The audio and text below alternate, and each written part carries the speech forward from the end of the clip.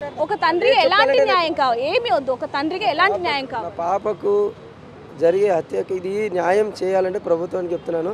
వాడు మాత్రం ఉండొద్దు మేడం, ఈ భూమి మీద ఉండొద్దు. వాడిని ఏం శిక్షించి వదిలేయడం క్లియర్ అవుతుంది. చెప్తున్నాను, వాడు మాత్రము జైల్లో ఉంచి మళ్ళీ చిన్నోడు అని చెప్పి వదిలేయడం కాదు. చాలా పెద్దోడు వాడు, పెద్ద మైండ్, పెద్ద ఆలోచన.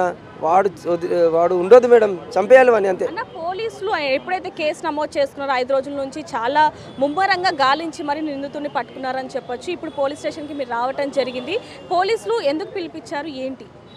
పోలీసు పిలిపించిన విచారణ చేశారు మేడం. నాకు కూడా ఇప్పుడు తండ్రి వెళ్ళి ఫస్ట్ పట్టుకున్నాడు, నేనే వెళ్ళాను కాబట్టి నన్ను విచారించారు. నువ్వు ఎప్పుడు వెళ్ళినావు ఏంది అన్నీ విచారించారు. నా భార్యను కూడా విచారించారు, నా కొడుకును కూడా విచారించారు.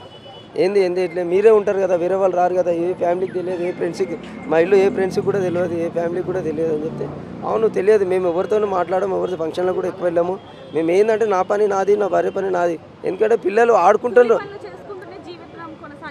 నేను ఒక మెకానిక్ మేడం, ఆమె జాబ్ చేస్తుంది, హాస్పిటల్లో జాబ్ చేస్తుంది. అంటే మొదటిసారి ఆ సీసీటీవీ ఫుటేజ్లో మనం చూడొచ్చు, నక్కి వెళ్తున్నాడు, ఇదంతా కూడా అతని మీద డౌట్ వచ్చింది మేడం. నాకు కూడా అతని మీద చాలా డౌట్ వచ్చింది. శ్రీనివాస్ సార్ కూడా ఫోన్ చేసి చెప్పినా, సార్ ఇట్లా చూడండి, సీసీటీవీ ఫుటేజ్ చూడండి, అతను పట్టుకోండి అంటే, అతను కావచ్చు కాకపోవచ్చు చెప్పలేము కదా అనేసి అతను కూడా అన్నాడు. అన్న చివరిగా ఒక ప్రశ్న, మీ అమ్మాయిని ఏం చదివించి ఎలా చూడాలనుకున్నారు, ఎలాంటి హోదాలో?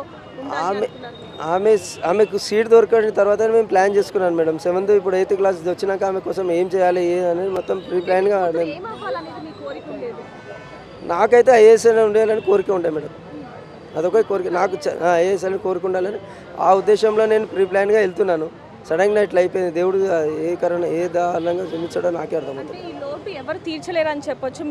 మీ భార్య పరిస్థితి ఎలా ఉంది ఇప్పుడు? తను ఇంకా తీసుకోలేని పరిస్థితులు, అనారోగ్య పరిస్థితులు. చాలా అనారోగ్యం. ఆమె 4 days నుంచి ఏడ్చి తినకుండా చాలా ఆమె ఆరోగ్యం చాలా బాగాలేదు. ఆమె వాళ్ళ అమ్మగారి దగ్గర ఉన్నది ఇప్పుడు ప్రస్తుతం. మీకు మాత్రం ఎప్పుడూ అండగానే ఉంటారని చెప్పొచ్చు. ప్రతి ఒక్కరు కూడా మీకు న్యాయం జరగాలనేది కూడా చాలామంది పోరాడుతున్న పరిస్థితి. కుక్కట్పల్లిలో కూడా ఆ ఏరియా మొత్తం కూడా ఉలిక్కి పడుతున్న పరిస్థితి. అన్న, ఒక తండ్రిగా చెప్పండి, ఒక ఆడపిల్ల ఇంట్లో ఉండాలంటే భయపడుతున్న పరిస్థితి ఏర్పడింది. తల్లిదండ్రులకు మీరు ఏం చెప్తారు చివరిగా? అదే చెప్తున్నాను మేడం, ప్రభుత్వాన్ని కూడా అదే కోరుకుంటున్నాను. తల్లిదండ్రులు కష్టపడితేనే పిల్లలు బాగుంటారు, డబ్బులు వస్తే ఇద్దరు డబ్బులు సంపాదిస్తేనే పిల్లలకి ఏదైనా చేయొచ్చు. ఇలాంటి పరిస్థితి, ఇట్లాంటి ఇంటి పక్క వాళ్ళని కూడా నమ్మే పరిస్థితి లేదు ఇప్పుడు. నా కూతురికి జరిగిన సంఘటన, ఇంటి పక్క వాళ్ళని నమ్మాలంటే కూడా చాలా కేర్ఫుల్గా ఉండాలి. తల్లిదండ్రులు ఒకటే చెప్తున్నాను, ఎవరిని నమ్మకండి అమ్మా, ఎవరిని నమ్మకండి సార్, ప్లీజ్ చెప్తున్నాను, ఎవరిని నమ్మకండి. మీరు అసలు నమ్మదు, ఎవరిని నమ్మదు. ఎవరైనా ఫ్రెండ్ వాళ్ళ కొడుకు వాళ్ళ ఫ్రెండ్ వచ్చినా, కూతురు వాళ్ళ ఫ్రెండ్ వచ్చినా ఎవరిని నమ్మకండి, వదిలేయకండి, ప్లీజ్ రిక్వెస్ట్ చేస్తున్నాను. నా బాధ ఎవరికి రావద్దని చెప్తున్నాను నేనైతే క్లియర్గా. అన్న, మీకు జరిగిన అన్యాయం ఎవరికి జరగద్దని మేము కూడా కోరుకుంటున్నాం. మీకు ఖచ్చితంగా న్యాయం జరగాలని మేము కూడా కోరుకుంటున్నాం. ఖచ్చితంగా మీకు అండగా ఉంటామన్నా.